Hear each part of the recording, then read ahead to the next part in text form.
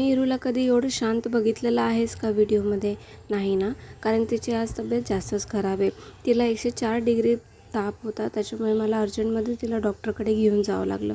डॉक्टरने काही प्रिकॉशन्स आणि मेडिसिन्स दिल्या जे मी तिला दिलंच.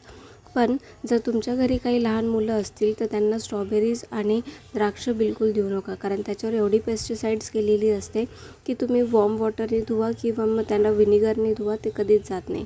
इरूला मी असं थोडंसं थंड्या पाण्यामध्ये पाय टाकून बसायला लावलं होतं, ज्याकरून तिचा जो ताप आहे तो चालला जाईल, कारण ती डोक्यावरती पट्टी ठेवू नाही देत. त्याच्यामुळे मला हा एक इझी तरीका वाटतो.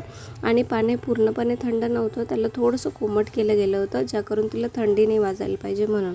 सायंकाळी इरूला थोडंसं बाहेर घेऊन गेली होती, म्हटलं तिचं सराउंडिंग चेंज होईल तर थोडं बरं तरी वाटेल तिला.